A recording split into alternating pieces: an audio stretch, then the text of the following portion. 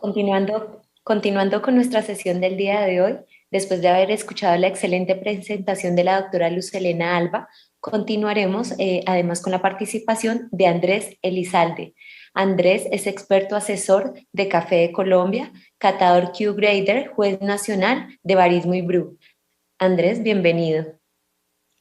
Muy buenos días, pues muchas gracias por la invitación. Reciban un saludo muy cordial en nombre de Café de Colombia, del equipo de mercadeo de la Federación Nacional de Cafeteros en cabeza de la doctora Natalia Valencia. Y pues para nosotros es un placer poder estar esta mañana con ustedes hablando un poco acerca de café y pues de este producto que para nosotros es un símbolo y que es pues insignia de nuestro país. Hoy queremos pues aprovechar y hablar un poco acerca de un tema que nos parece que es muy interesante, y es que pues nosotros los colombianos producimos el mejor café suave lavado del mundo, pero muchas veces o no tomamos un buen café o cometemos ciertos errores al momento de seleccionar una taza o de preparar una taza de café. Entonces, básicamente, lo que queremos esta mañana es ver un poco cuáles son esos errores que cometemos diariamente cuando vamos a comprar o cuando vamos a seleccionar una taza de café, y pues esperamos que esto nos sirva para empezar a consumir un muy buen café. ¿Qué es lo primero que debemos tener en cuenta cuando vamos a comprar un café? Hoy en día hay una oferta muy grande en los supermercados, pero básicamente hay un tema, y es el de buscar siempre en los empaques el logo de Café de Colombia. ¿Por qué debemos de estar seguros que el café tenga ese logo? Porque el logo de Café de Colombia nos garantiza que ese café que nosotros estamos comprando realmente es un café 100% colombiano. Muchos de los cafés que nosotros encontramos en los supermercados son mezclas de café colombiano con otros orígenes, y de hecho son mezcla de otro tipo de especie diferente a la especie arábiga, que es la que cultivamos en Colombia. Entonces, digamos que el primer error que cometemos normalmente es comprar una marca por impulso, por tradición, pero no fijarnos en la etiqueta. Algo que también es muy importante es que ese café tenga el certificado de origen. Entonces, siempre que busquemos un café, es bueno mirar las etiquetas y ojalá tenga este par de sellos, porque estamos garantizando que llevamos a casa un café 100% colombiano. Cualquier otro café que no tenga este sello, pues simplemente no es un café colombiano y contiene mezclas de cafés con otros orígenes. Básicamente, en nuestro país se importan materias primas de Ecuador y de Perú para la preparación de esas bebidas. Otro error por el que nosotros nos dejamos guiar a veces es el tema del precio. Entonces decimos, bueno, compremos un café que no sea de un costo muy alto, pensando pues que como todo es la misma materia prima, no va a haber ahí ningún inconveniente. Pero realmente, pues como ustedes saben, el café colombiano tiene unas características únicas y por eso es valorado en el mundo. Entonces, finalmente, cuando nosotros compramos cafés de pronto de bajo costo, lo que estamos haciendo es comprar unas materias primas de no muy buena calidad. Muchas personas a veces cuando consumen café dicen, no, es que yo no tomo café porque el café me ocasiona problemas gástricos o me ocasiona pues algunos malestares, pero realmente pues cuando tenemos una mala materia prima, así la persona pues no tenga cierta sensibilidad a los componentes del café, pues obviamente va a tener una reacción. Y básicamente el problema está en escoger materias primas de muy baja calidad por el tema del costo. Cuando compramos también un café hay algo que debemos tener en cuenta, y es al revisar el empaque vamos a encontrar esta especie como un botoncito que tienen algunas bolsas. Esto se llama una válvula desgasificadora. Es muy importante que un café de calidad tenga este accesorio. ¿Por qué?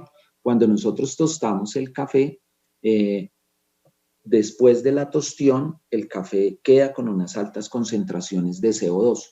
No es que el CO2 sea malo, parte de la preservación del café está basada en ese CO2 que contiene. Pero cuando esos contenidos de CO2 son muy altos, el café va a dar unas notas astringentes. La astringencia es esa sensación seca, manchosa en la boca que nos provoca estos cafés frescos. Esta válvula, ¿qué es lo que va a permitir? Que salga el CO2, pero va a impedir el ingreso de oxígeno a nuestra bolsa, porque obviamente si el oxígeno ingresa, nos oxida el café y puede crear sabores rancios como a margarina vieja. Entonces es muy importante tener una válvula desgasificadora en nuestro café. Ahora bien, muchas personas nos preguntan, ¿qué método para preparar café es mejor? Compramos una prensa francesa, compramos una cafetera de goteo. Hoy en día hay muchos métodos en el mercado para preparar un café. Realmente yo siempre digo que lo primero que uno debería comprar antes de un método es un molino. ¿Y por qué un molino? Porque de pronto uno de los errores que cometemos es decir, voy a llevar café molido a la casa, pues porque es más práctico, más rápido, más fácil de preparar, pero realmente un café, después de 15 minutos de haber sido molido, puede perder hasta el 50% de sus propiedades aromáticas. Entonces, cuando nosotros compramos un café molido, pues estamos, por un lado, desperdiciando esa capacidad que tiene el café y estamos desaprovechando esa posibilidad de conocer todas las fragancias y los aromas de un café de alta calidad. Y por otro lado, pues un café que ha sido molido también entra en un proceso de oxidación mucho más rápido que un café en grano. Entonces, la siguiente recomendación que tenemos es tratar siempre de tener en casa un molino que nos permita poder disfrutar de una muy buena materia prima en grano. Hay otro error muy común y creo que aquí pues mucho tienen que ver ciertas empresas muy grandes de consumo, de cafés consumos. Cuando hablamos de cafés consumos hablamos básicamente pues de los cafés que encontramos normalmente en los anaqueles de los supermercados y que han sido como los cafés que han marcado la pauta a nivel comercial y es el punto de tostión. Y aquí sí que va a ser bien importante. Hay incluso comerciales de ciertos cafés que hablan de los rendidores que son y básicamente estos cafés, ¿por qué son tan rendidores? Porque están en puntos de tostión muy alta. Si ustedes ven, la imagen de la izquierda muestra un café que se ve brillante, que se ve como si estuviera mojado.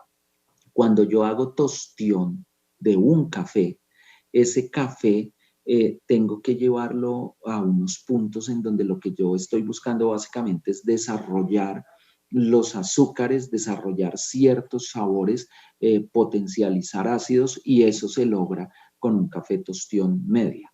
Un café tostión alta, básicamente esa tostión se hace por un lado sí para que rinda más el café, pero por el otro lado porque generalmente son cafés que tienen algún defecto en taza. Cuando hablamos de defecto en taza estamos hablando de sabores a moho, de sabores rancios, de sabores maderosos y un defecto que es muy grave en el café, no solamente por el tema sensorial, sino porque está asociado a una serie de ocratoxinas que son perjudiciales para la salud y es el fenol. El fenol es un defecto que se reconoce en la taza de café porque tiene unos sabores similar al yodo. ¿Qué se hace para que esos sabores se enmascaren? Pues tostar el café en una tostión muy alta, porque es preferible que el café sepa quemado a ir a encontrar uno de estos sabores desagradables. Pero además los cafés de alta tostión tienen otro inconveniente, y es que realmente cuando yo tosto el café lo que estoy buscando es evaporar el agua. lo que hago básicamente en esas curvas de tostiones es llevar el café a algo que se llama la crepitación, y es que el café empieza a sonar como si fuera un maíz pira y empieza a liberar agua. Los cafés de alta tostión son cafés de segunda crepitación, donde ya lo que se libera agua, lo que se libera no es agua, sino aceites esenciales. Por eso vamos a ver que esos cafés son unos cafés grasosos, aceitosos, en donde además el hecho de tener todos esos lípidos que tiene el café expuestos hace que se oxide más rápido y que sus sabores sean rancios. Entonces, básicamente la idea es tener unos cafés de una tostión media. El otro tema es los volúmenes.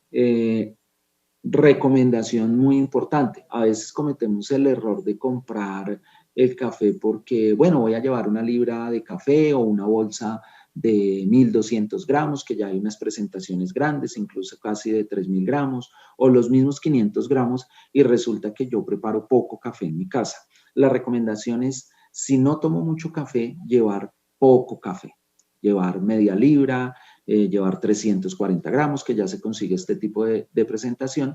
¿Por qué? Porque después de abrir una bolsa de café, pues esa bolsa de café va a quedar expuesta a factores externos que básicamente van a hacer que se pierdan propiedades inicialmente aromáticas del café. Entonces, lo ideal es no tener un café por mucho tiempo. Lo ideal sería uno abrir una bolsa de café y consumirla dentro de la primera semana después de abrirlo. Y la recomendación aquí apunta entonces a que compremos pequeños volúmenes de café para asegurarnos que no vamos a tener este inconveniente. Ya vimos pues cómo son esos pequeños errores que cometemos cuando compramos café. Ahora miremos qué sucede cuando preparamos un café. Lo primero, pues no nos cansamos de decirlo, hacer un buen café amerita una buena materia prima. Buscar nuestro sello de Café de Colombia, buscar un café 100% colombiano de alta calidad o buscar los sellos de origen. Hay un tema, y es que el café tiene que ver mucho con un efecto social, con reunirnos, con estar con otras personas. Entonces, pues nada mejor que disfrutar un café con más personas. Pero cuando estamos hablando de un café, el 98% del café es agua. A veces no le ponemos mucho cuidado al agua y decimos, bueno, vamos a comprar una buena materia prima, pero si el agua no es un agua de calidad, pues vamos a tener ahí un efecto sobre la calidad y sobre el sabor del café. Entonces, la recomendación es tratar siempre de usar aguas filtradas o agua de botellón. Otro tema es el de cómo almacenar el café. Y hay muchas personas que dicen, yo coloco el café en la nevera.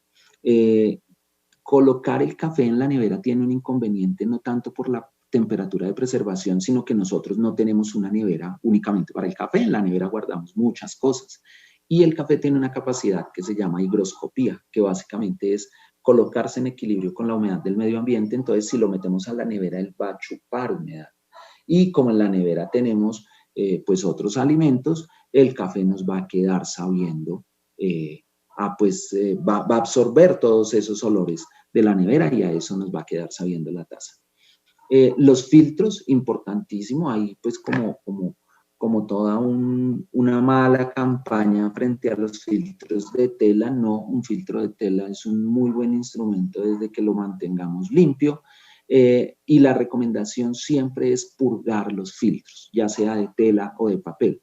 Purgarlos como con agua caliente.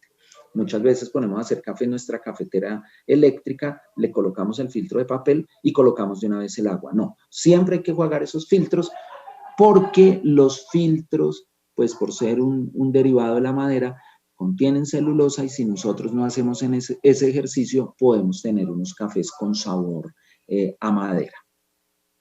Lo tercero que quiero contarles aquí es que tenemos de pronto la idea que preparar un buen café implica tener unos equipos costosos, lo asociamos a un barista con una máquina de espresso muy sofisticada, pero realmente podemos preparar café con una olleta en la casa, con una ollita. De hecho, hoy en día se está poniendo muy de moda los métodos manuales. Lo importante es siempre seguir estas pautas de tener una buena materia prima y de hacer pues los pasos adecuados para la preparación. ¿Qué se debe tener en cuenta ya cuando yo voy a preparar mi café?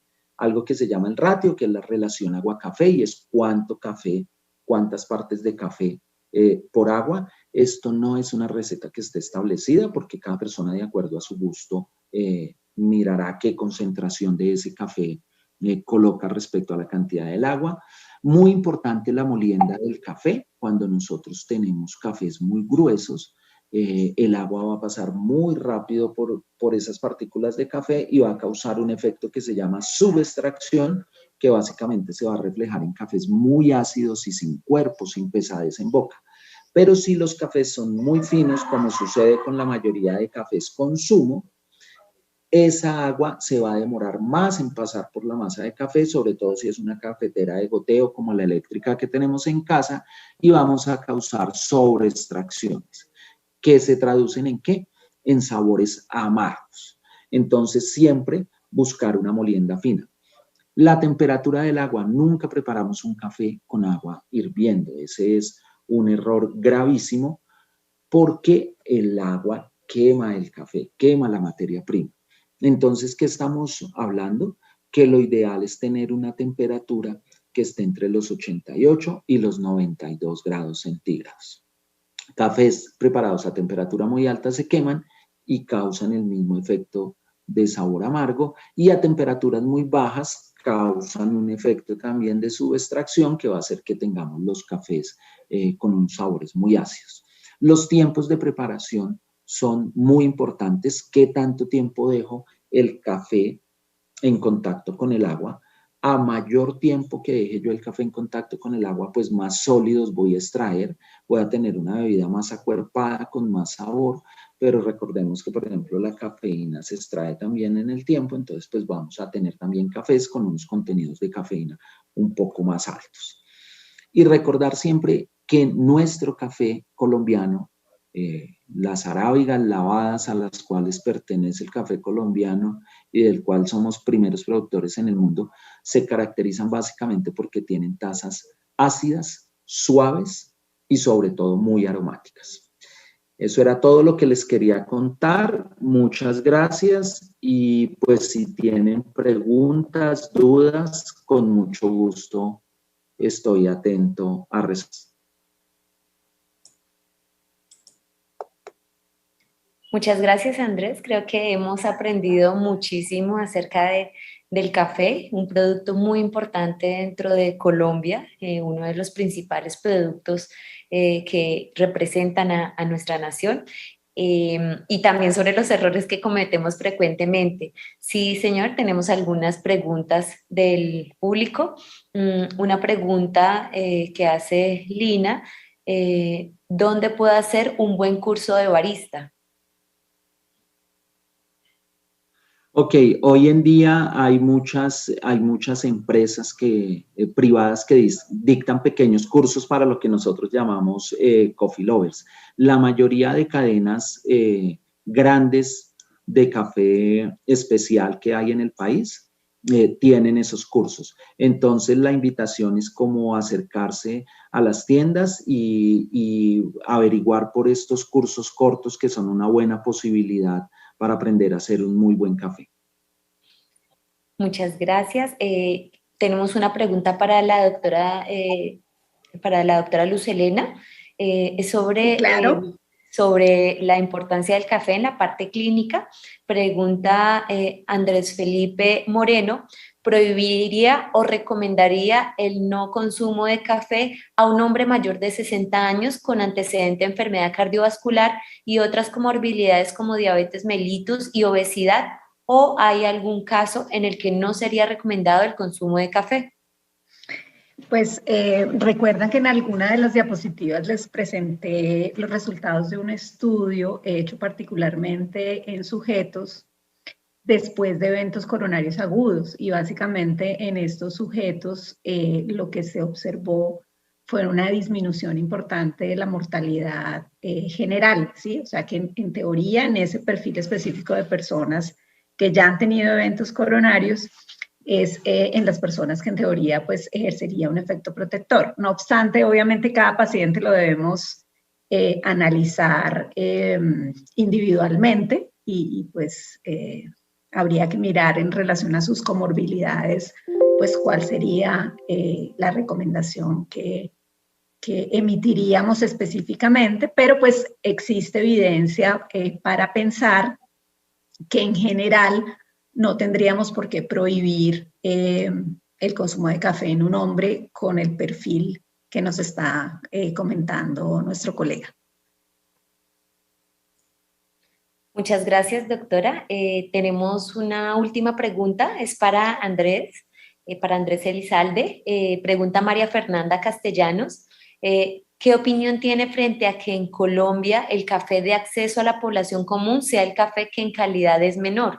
Lo digo ya que viví durante mi año rural en una zona cafetera y me explicaban cuál era el café de exportación y cuál era el que nos quedaba para el consumo colombiano. Ok, sí, básicamente, pues la mayoría del café que produce el país se va para exportación porque es un café de alta calidad. Creo yo que ahí puede haber pues como dos factores que limitan. Uno, definitivamente sí es el tema económico. Comprar un café de alta calidad pues es un poco más costoso que comprar una mezcla de consumo. Y dos, creo que también es un tema de cultura.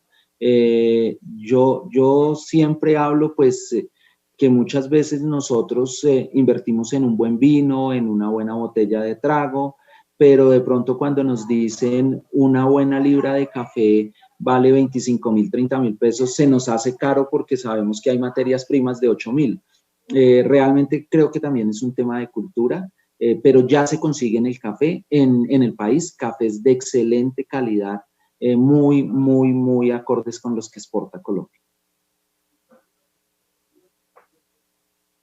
Muchas gracias, Andrés. Muchas gracias también a la doctora Luz Helena. Creo que ha sido una sesión muy enriquecedora acerca de este tema tan importante realmente dentro de nuestra cultura diaria. Creo que no hay una sola casa colombiana donde no haya una taza de café en la mañana y es muy importante saber tanto desde la parte de su preparación como desde la parte clínica todos los puntos relevantes que tenemos respecto a este tema. Les agradezco mucho a los dos ponentes.